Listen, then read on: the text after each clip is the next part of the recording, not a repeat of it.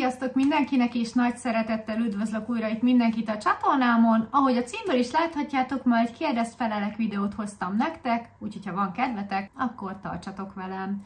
Köszönöm szépen ezt a rengeteg kérdést, amit írtatok. Ezt rá kellett jönnöm már itt a videó elején, hogy ebből 2 videó fog készülni, mert rengeteg kérdés jött. Akár 100 kérdés is lehet, de nem tudom, mert csak gyorsan átfutottam, amíg lementettem. Úgyhogy aki a mai videóban nem hallja a kérdését, az ne aggódjon, minden meg lesz válaszolva. Érdemes visszanézni a csatornának pár nap múlva, és ott fogom azokat is megválaszolni, de akkor csapjunk is bele, mert rengeteg lesz tényleg. Akkor kezdjük is az első kérdéssel, minden kérdés anonim lesz. Aki akart, írhatott külön e-mailt, egy e-mail lesz majd még, de az a második videóban fog bekerülni a kalapba. Szóval az első kérdés, nem biztos, hogy sorba megyek, hanem ahogy lementettem. Szia! Mi a véleményed a most bejelentett 2-3 gyerekes anyák adómentességéről és a zöldség-gyümölcs áfa visszatérítésről a nyugdíjasoknak? Szerinted mivel tudna a kormány igazán segíteni a családosokat? Plusz mit gondolsz a párkeresésről manapság? Szerinted nehezebb, mint neked volt 10 évvel ezelőtt? Ha igen, mi lehet az oka? Mit tanácsolnál az akkori énednek most párkapcsolatilag? Hú, ez jó nagy kérdéskör lesz. Na kezdjük azzal, hogy 2-3 gyerekes anyák adómentességéről mi a véleményem.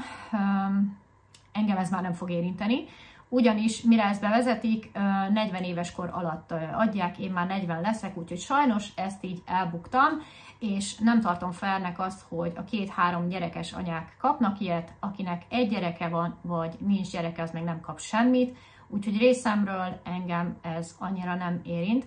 A zöldség-gyümölcs áfa visszatérítésről a nyugdíjasoknak vicc az egész, tehát többe kerül majd ennek az egész rendszernek a kiépítése, mint amennyit visszakapnak a nyugdíjasok, úgyhogy ezt úgy gondolom, hogy ez szintén csak egy ilyen választást megelőző, szavazat növelő dolog igazából, úgyhogy kb. Nesze semmi fog meg jól. Szerinted mivel tudna a kormány igazán segíteni a családosokat? Hát mondjuk ne az legyen a célpontja a kormánynak, hogy minél többen szüljünk a semmire, hanem olyan munkahelyeket kellene mondjuk létrehozni, ahol esetleg 4-6 órában anyukák is el tudnának helyezkedni gyermekbarát munkahelyeket, hogy nekik is legyen lehetőségük visszamenni dolgozni, vagy karriert építeni 1-2 vagy 3, akár több gyermek mellett. Én szerintem a családi pótlékot is bőven meg lehetne emelni, hiszen évek óta be van fagyva a csáládi pótlék, illetve rengeteg olyan juttatást adhatnának pluszba munkahelyeken, amik más, nem, tudom, hogy sokan kapnak szépkártyára, meg rengeteg kafetériát, de legtöbb helyen ezt nem adják meg a munkáltatók, meg szerintem az is nagyon jó dolog lenne, hogyha könnyen lakáshoz tudnának jutni, vagy mondjuk az albérletek árát is csökkentenék, mert irreális, ami most megy itt. Mit gondolsz a párkeresésről mostanság? Szerinted nehezebb, mint neked volt 10 évvel ezelőtt? Nem tudom, ha én most lennék fiatal, akkor hogyan tudnék ismerkedni. Annyiból szerintem könnyebb, hogy ma már az interneten igazából ki se kell mozdulnia az embernek, viszont szerintem így nincsenek személyes kapcsolatok. Mi régen nem az interneten ismerkedtünk, hanem eljártunk szórakozni, társasági életben voltunk, rengeteg embert ismertünk meg, és személyesen beszélgettünk, és szerintem egy személyesebb beszélgetés alapján sokkal könnyebben megismered a másikat, és el tudod dönteni, hogy akarsz-e vele találkozni, mint hogy mondjuk az interneten ismerkedsz. Szerintem sokkal nehezebb most megismerkedni és párt találni, mert nagyon-nagyon magasak az elvárások, akár a nők szempontjából, és akár a férfiak szempontjából is válogatósak. Azt kell, hogy mondjam, hogy a mostani korosztály nagyon válogatós, főleg ami az anyagi dolgokat illeti. Én ezt gondolom erről igazából. Mit tanácsolnál az akkori énednek most párkapcsolatilag? Én szerintem jó volt úgy, ahogy volt. Én soha nem néztem azt, hogy kinek mennyi pénze van, hogy milyen kocsival jár. Engem egy dolog érdekelt, az a fiú szeressen engem, szépnek lásson, szeressen velem együtt lenni. Úgyhogy igazából én szerintem, amik voltak párkapcsolataim, 1-2 kivételével elég jó párkapcsolatok voltak. Nyilván kellenek a csalódások, hogy onnan felálljunk és tovább görgessünk. Ennyit tudok erről mondani. Következő kérdés. Csinálsz-e idén kertet, magaságyást? Szeretnétek-e még hazai állatot, kutyát? Igen, akkor ide itthonra. Lesz valamikor takarítós videó. Nem lesz takarítós videó, volt, rengeteg fikát kaptam, levettem, nekem ennek már így nincs értelme. A másik lesz magaságyás, lesz kiskert, lesz majd róla videó.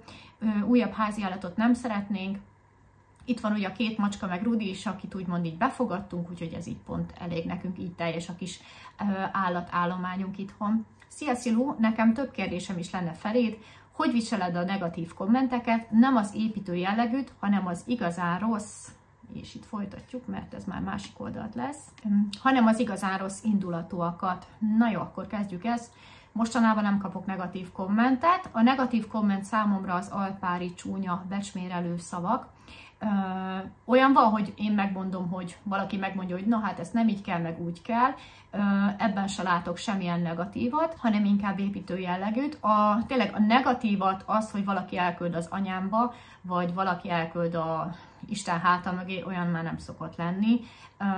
Mondjuk ennek nagyon-nagyon örülök is, mert tényleg az ilyeneket alapból szoktam szűrni és tiltani is, de most a szűrés során sem volt már legalább egy éve ilyen csúnya komment, úgyhogy ezekkel nem szoktam abszolút foglalkozni. Mit szoktatok délután csinálni, ha nem kell tanulni? Hát sajnos 2 gyerek mellett már azt nem tudjuk megcsinálni, mint az óvodás korszakban, hogy játszóterezünk vagy biciklizünk, úgyhogy hát igazából ez attól függ, hogy milyen évszak van. Most, hogy tél van, hideg van, be vagyunk szorulva, sötét van, és idő sincs arra, hogy bármilyen külön programot csináljunk, főleg nem hétköznap.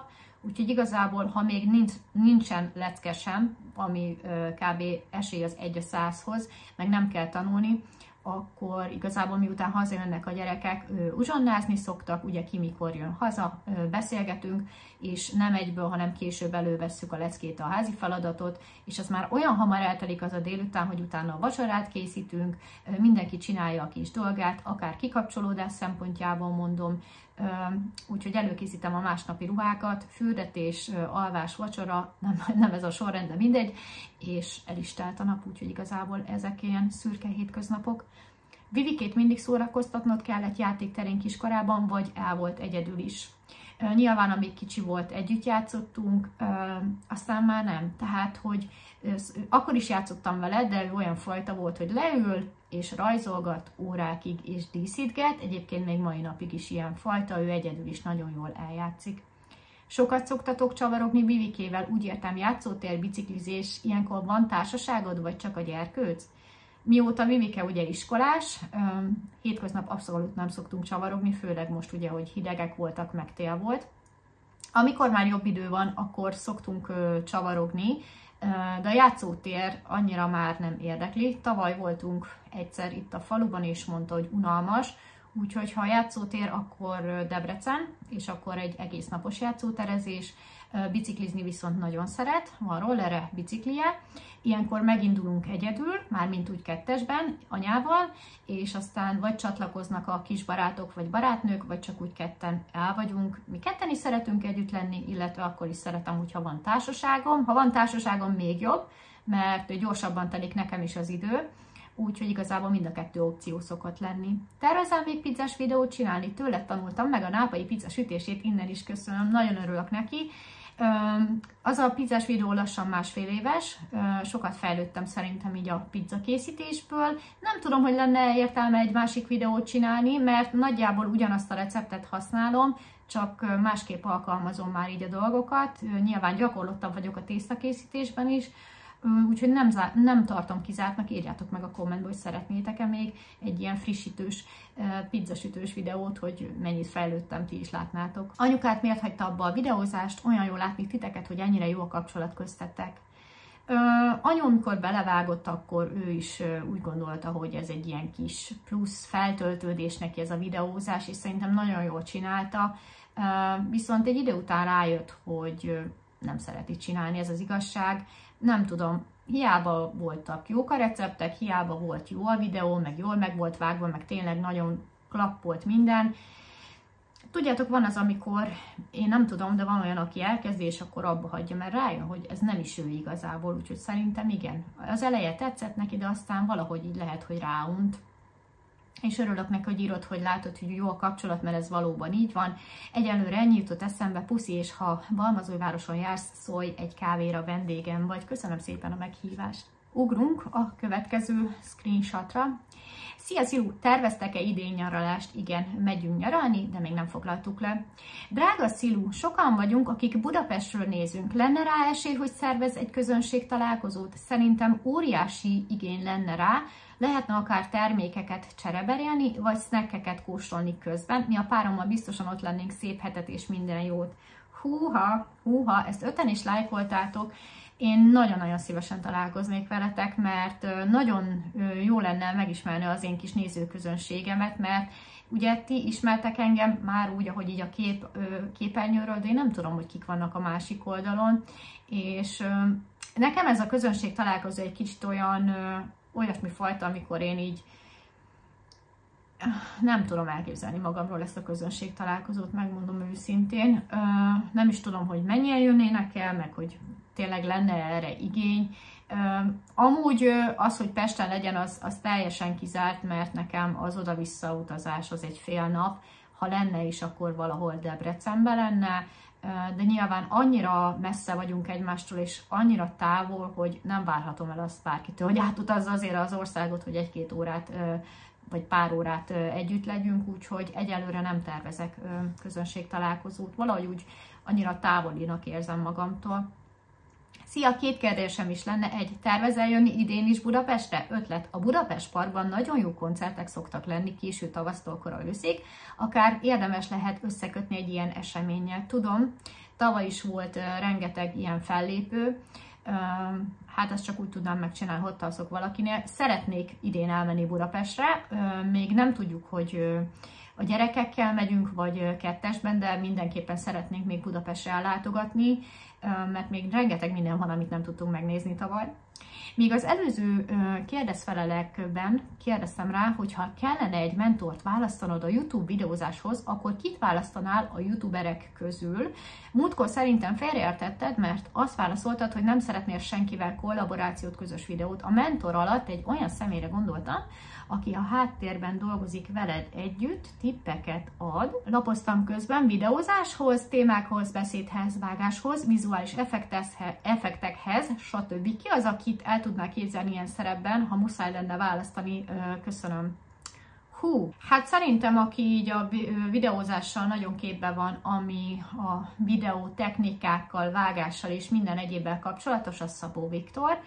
Szakmailag nagyon-nagyon ott van a toppon, úgyhogy akár őt el tudnám képzelni így egy mentornak, meg amúgy is nagyon szimpatizálok vele, tehát nagyon kedves youtubernek tartom, bár nem ismerem. Na, csörgött közben a telefon, szóval Szabó Viktornál tartottunk, szerintem ő az, aki így szakmailag így nagyon ott van a videózásban, úgyhogy igazából most csak ő jutott eszembe. Valamelyik videó alatti kommentben volt szó a fagyasztott kürtös kalácsról, ez igaz, vagy csak legenda? Nem hiszem, hogy felengedve jó íze lenne. Aj, de imádom ezt a kommentet. Legenda a kürtös kalács, nagyon szuper. Figyelj, ez igaz. Én lefagyasztottam a kürtös kalácsot, és már nincs ott, mert elvittem anyukáméknak, úgyhogy én nem csak legenda. Nem tudom, hogy milyen íze volt, anya nem mondta, de szerintem megették, úgyhogy igaz. Jöhet a következő kérdés. Ha lenne egy teljesen szabad hétvégéd a gyerekek nélkül, semmi kötelezettséggel, akkor mivel töltenéd, mit csinálnál? Igazából, mivel már a gyerekek nem kicsik, így simán meg tudok olyan dolgokat csinálni itthon mellettük, amit mondjuk pár évvel ezelőtt nem, tehát simán meg tudok nézni egy filmet, vagy tudok telefonálni egyet nyugiban, vagy fel tudok venni egy videót is, szóval ilyeneket nem raknék ebbe bele, mert ez pár évvel ezelőtt úgymond luxus dolog lett volna, de most már simán meg lehet ezt csinálni egy hétvégén is. Nekem a szabad hétvége fogalma gyerekek nélkül az olyan dolog, amit egyébként nem tudnék megcsinálni tőlük. Mondjuk szívesen elmennék a barátnőimmel egy wellness hétvégére, ahol csak csajok vagyunk és feltöltődünk, de mondhatnám azt is, hogy szívesen csinálnék egy olyan hétvégét, mint fiatal koromban, hogy mondjuk egész vasárnap az ágyba vagyok, és filmezek, és pizzát eszek. Nyilván ezt se tudom megcsinálni a gyerekek mellett, szóval nem kell ilyen nagy dolgokra gondolni. Hát úgy nagyjából ennyi, kb. Mit tanácsolnál a 18 éves énednek? Például mi az, ami ne érdekelje, miben változzon, stb. 18 évesen azért már eléggé benőtt a fejem lágya, nem voltak olyan dolgok, amire azt mondanám, hogy úristen, de megbotránkoztató, vagy hogy ezt nem így kellett volna, Szilvike. Lehet, hogy azt tanácsolnám neki, hogy így visszamenőleg nem biztos, hogy ebbe az iskolába jöttem volna tovább tanulni, ebbe az idegenforgalmi suliba, de nyilván ezt előre nem tudjuk még, hogy és mint alakul az életünk. Ma már biztos, hogy másnak tanulnék, és ez valószínű, hogy a szépségiparban lenne, vagy fodrász, vagy kozmetikus. De így maga a személyiségemmel kapcsolatosan nem biztos, hogy tanácsolnék bármit, mert igazából nem volt soha semmilyen gondom az életben, nagyobb konfliktusok, semmit tényleg. Én szerintem jó volt úgy, ahogy volt, hogy azért jó tanuló is voltam, de azért szórakoztam is, nem a 4 fal között éltem, sok barátom volt, sok barátnőm volt. Én amúgy itt semmilyen változtatást nem csinálnék, mert én nagyon-nagyon szerettem a tinédzser, meg a fiatalkori énemet is, úgyhogy szerintem jó volt úgy, ahogy volt. Mik az idei éves nyaralási terveitek? Megyünk nyaralni, még nem foglaltuk le, többet erről egyelőre nem szeretnék mondani, mert még amit kigondoltunk, még az se biztos. Házban terveztek még valamilyen munkálatokat? Hát évek óta terve vannak a munkálatok, amik sajnos a megemelkedett költségek miatt nem valósultak meg, ilyen például a járólapnak a lerakása, ami 3 év ott van a járólap a konyhába. Nem tudjuk megtenni azt, hogy lerakjuk, illetve ha meg is tudnánk, nem biztos, hogy megérné már most, illetve nyilván még mindig álom a garázs, még mindig álom az, hogy beszigeteljük a házat, hogy beszínezzük a házat, vagy hogy legyen egy kerti tároló, nyilván az kevesebb összeg, de hogy lenne még mire költeni, de most így nem tervezünk így semmit. Köszi előre is a válaszokat. Valamelyik videódban, amikor a macska a függöny előtt áll, azt mondod, úgy néz ki, mint aki férjhez megy, de nem megy férjhez, nem olyan hülye.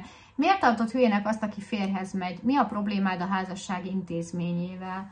Nyilván ez egy vicc volt, tehát szerintem ez egy poén volt, ezzel nem gondolom, hogy megsértettem bárkit is, mi szoktunk ilyenekkel viccelődni.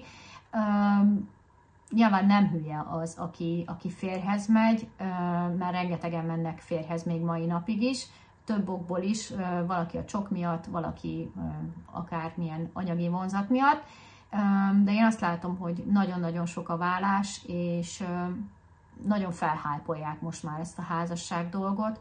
Én soha nem hittem abban, hogy én férjhez megyek, én gyerekkorom óta nem akartam férjhez menni, én egyszerűen nem tudom, ez kb. Olyan, mintha valaki nem tudja elfogadni azt, hogy valaki meleg, én nem tudom elfogadni, hogy én házas legyek, vagy tehát nekem ez olyan távol áll tőlem, maga a házasság intézménye, hogy tényleg nem sok olyan dolog van, amire azt mondom, hogy na ezt én nem. De ez az egy olyan, amire tényleg azt mondom, hogy egyszerűen nem. Nyilván van előttem egy rossz példa is, de azon felül is, mielőtt ez a példa megszületett volna, a lovasszekért, hát úgy nagyjából ennyi a válaszom rá. Így ennyi év és videó elteltével megéri anyagilag ezt csinálni? Nem unalmas mindig otthon lenni? A tesóddal ritkán találkoztok? És akkor erre válaszolt valaki, hogy ez engem is érdekelne, de úgy őszinte leszek. Tehát minél több éve videózol, annál jobban megéri. Míg az elején nem kerestél vele egy fityinget se, évek után több év volt az, hogy én elérjek odáig, hogy egyáltalán kapjak valami pénzt ebből, és nyilván mivel, hogy egyre nagyobb a feliratkozó táborom, egyre több videó van, és elég sűrűn vannak a videók, ezért a videóim sokkal többet érnek, mint mondjuk 1-2 évvel ezelőtt, és nyilván ezért nem is gyártok már annyit, mert elegendő havi 8 videó ahhoz, amit régen havi 13-ban tudtam teljesíteni.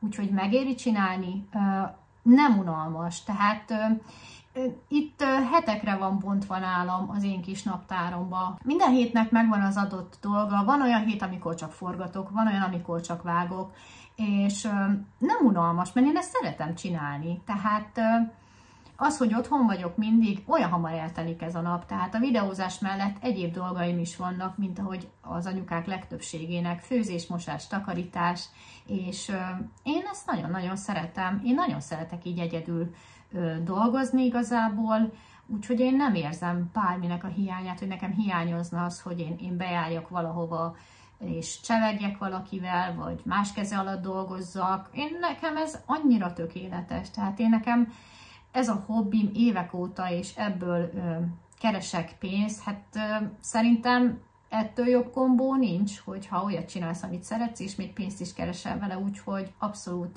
nem unalmas, nem.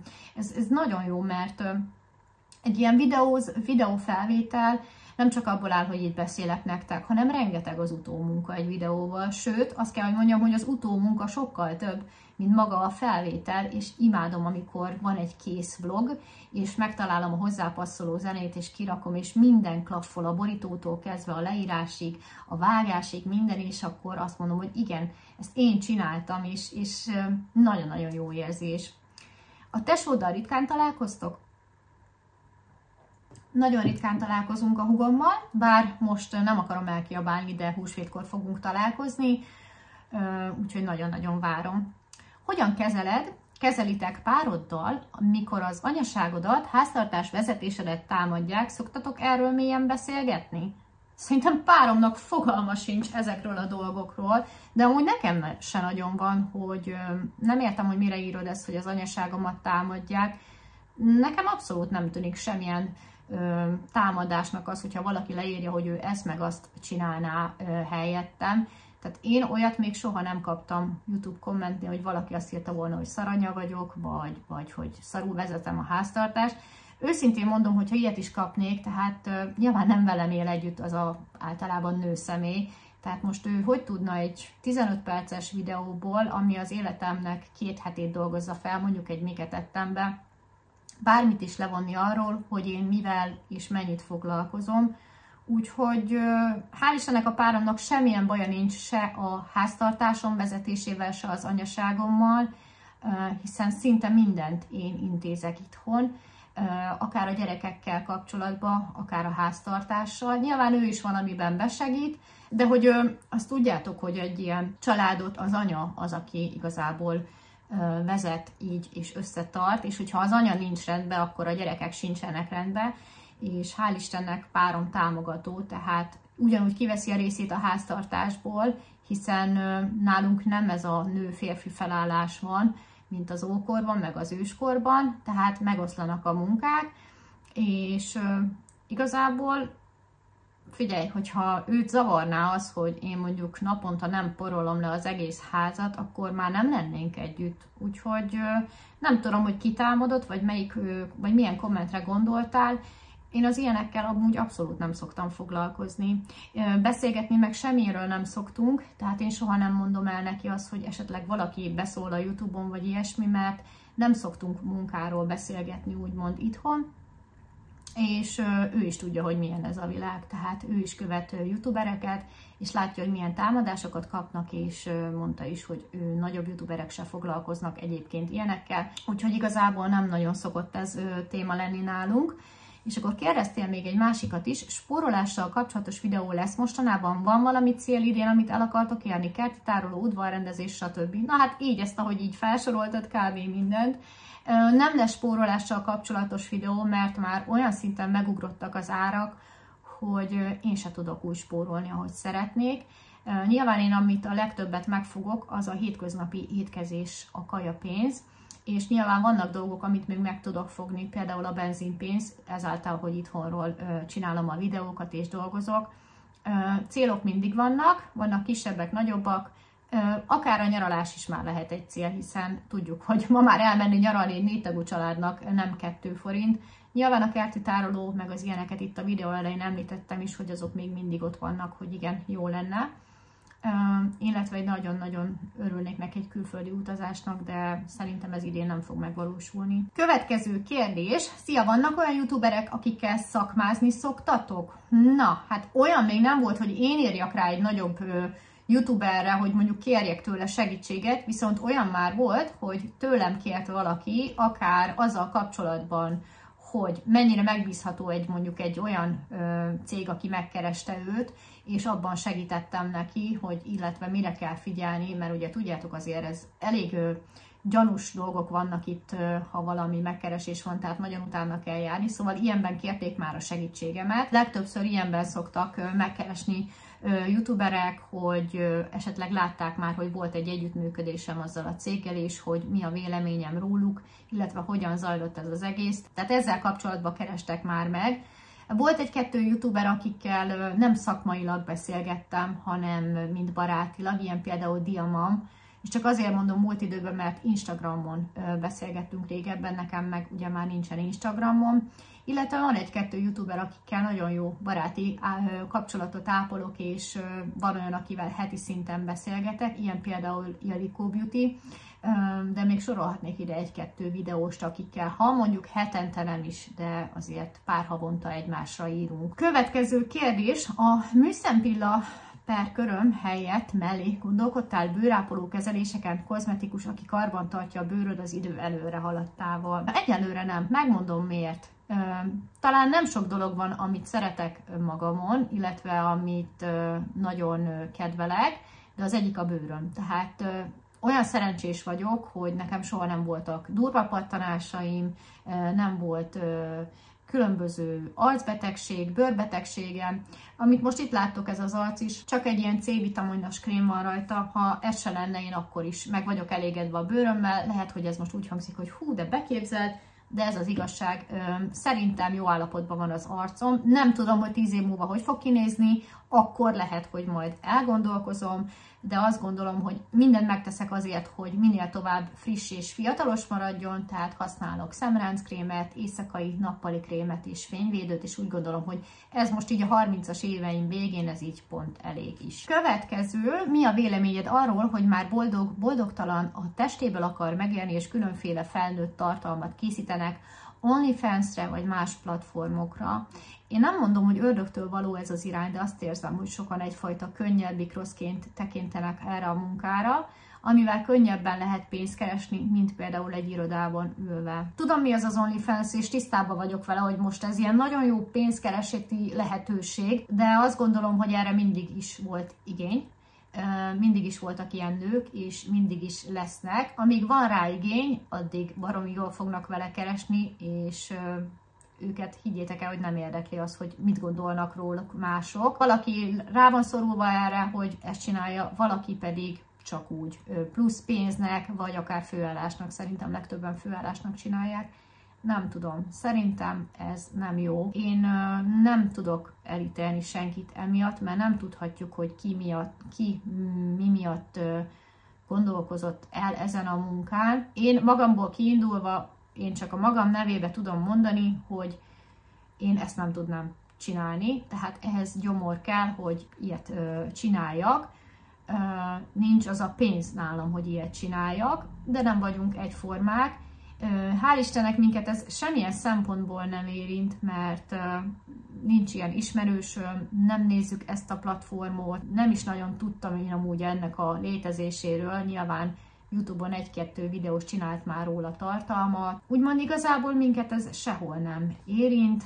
Nekem nem lesz több az életem azzal, sem kevesebb, hogy vannak ilyen nők, akik ezen az oldalt vannak, egészségükre, tehát ez engem igazából semmiben nem befolyásol, viszont szerintem nagyon rossz példa a mai fiataloknak, a fiatal lányoknak, és ebben viszont nekünk, anyáknak és szülőknek, nyilván ha majd eléri azt a korosztályt a gyermekünk, akkor kell egy kis felvilágosítást tartani, hogy mit illik és mit nem. Nagyjából ez a véleményem róla. Mi a véleményed a botoxról, a hialuronos töltésekről? Te mit gondolsz, ha idővel zavarnának a ráncok, bevállalnál ilyesmit? Hát most egyelőre biztos, hogy nem vállalnék be ilyesmit.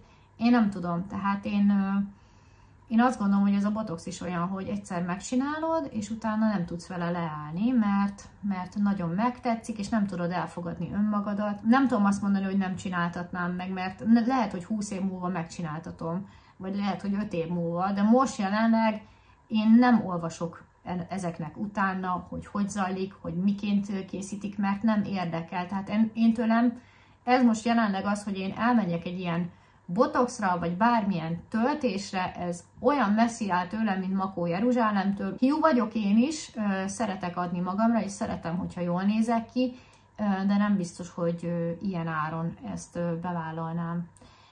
Inkább preferálom azt a fajta öregedést, megöregedést, amit Pamela Anderson képvisel, hogy felvállalja 50-valahány évesen a smink nélküli, egy picit már nem olyan feszes arcát, és nekem az például sokkal aranyosabb, mint hogyha valaki botoxal teli nyomja magát, de mindenkinek a saját élete, mindenki döntse, hogy mit akar csinálni. Én egyenlőre biztos, hogy nem gondolkozok ilyesmiben. Szia! Idén is lesz konyhakerted? Igen, nagyon minimális lesz benne hagyma, paradicsom és saláta. Kb. Ennyi. Szia! Annyira jó volt a Lidl bevásárlás videód, amit valós időben tettél fel. Tök sok dolgot tudtam vásárolni. Tervezel még ilyen videót? Nyilván ez most pont úgy jött ki az ilyen videók, hogy pont volt időm megvágni, pont ráértem, akkor miért ne rakjam ki frissibe, amikor akció van. Nyilván, hogyha szerdán veszek fel egy vásárlós videót, akkor azt már tök mindegy, hogy mikor rakom ki, mert aznap van az akció vége, de nagyon figyelek arra, hogy a vásárlós videók azért 1-2 napon belül menjenek ki, és amikor azonnal kiment, az azt jelenti, hogy pont volt úgy annyi időm, és igen, szeretem így megcsinálni, de ezt nem tudom garantálni minden bevásárlós videónál. Mi az a hiba, amiből a legtöbbet tanultál? Húha, ez jó kérdés. Nem tudom, hogy most ezt a YouTube-ozásban gondolod, de akkor menjünk bele a YouTube-ozásba.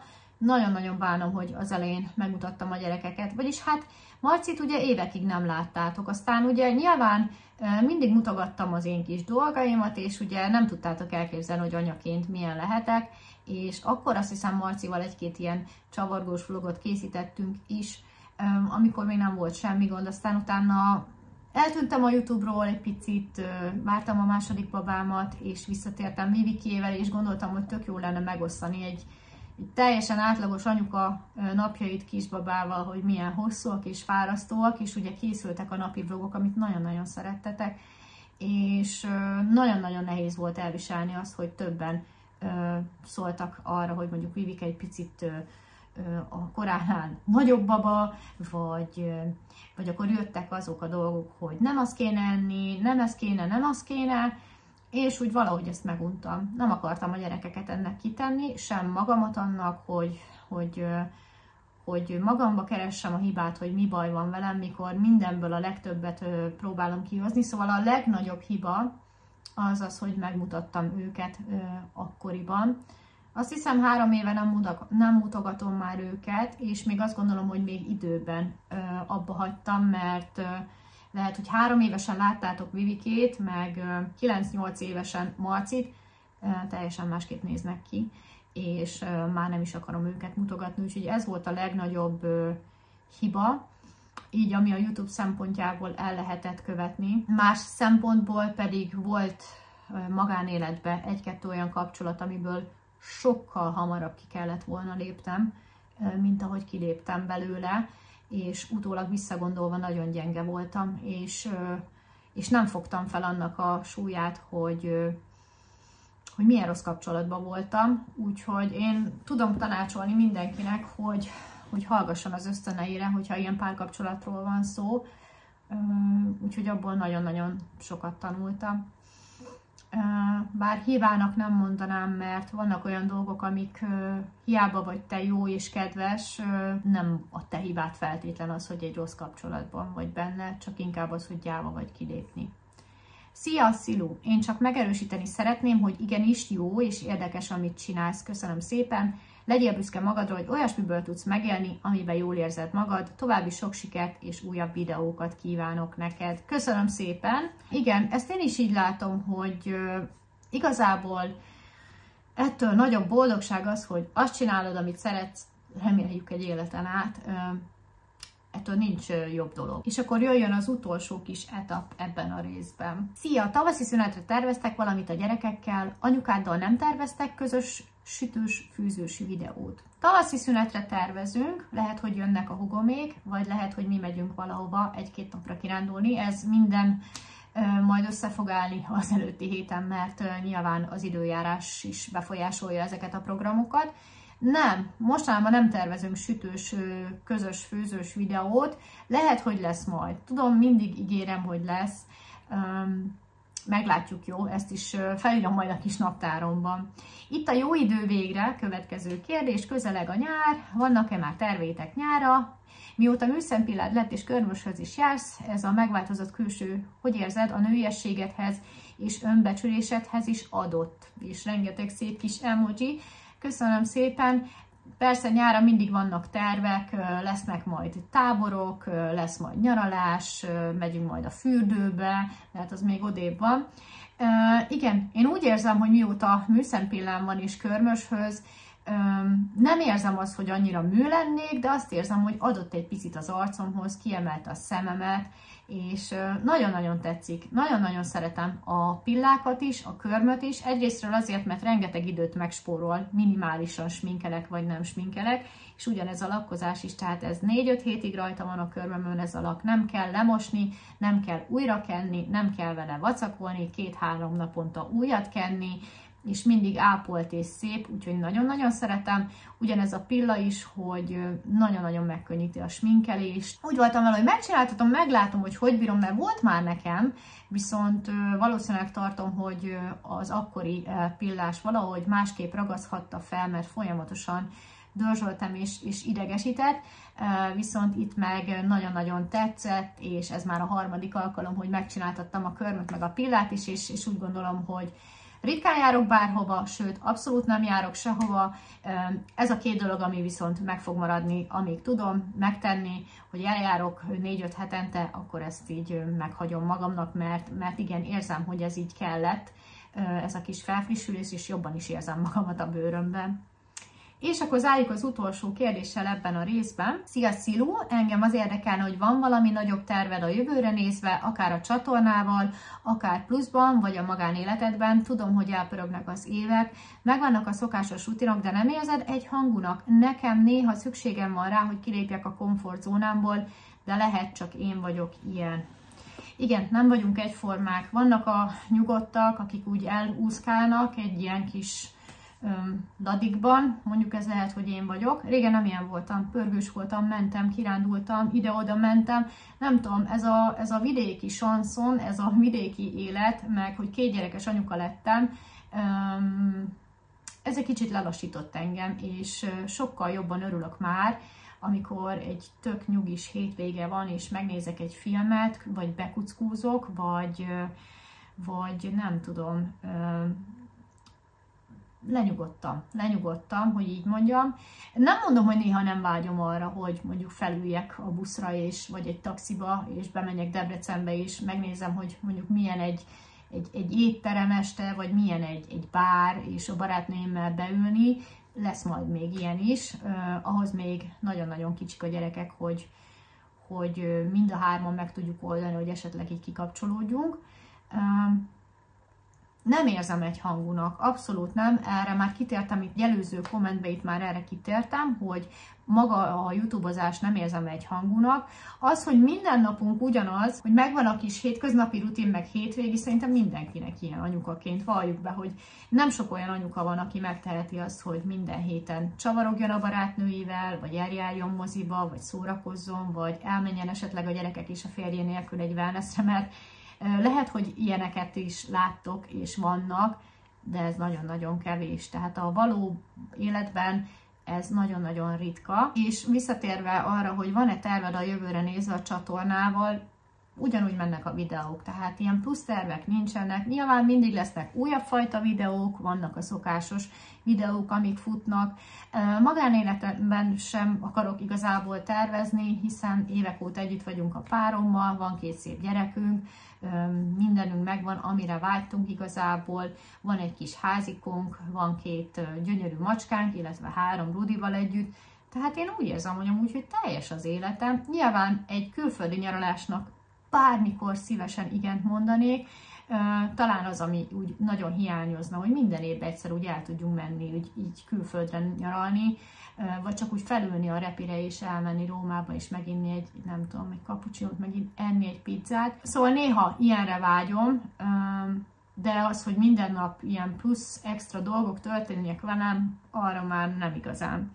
Úgyhogy én ezzel zárom ezt a részt, remélem tetszett nektek. Pár nap múlva találkozunk a következő részben, mert még rengeteg kérdés van, és ott fogok válaszolni azoknak, akiknek még ma nem sikerült.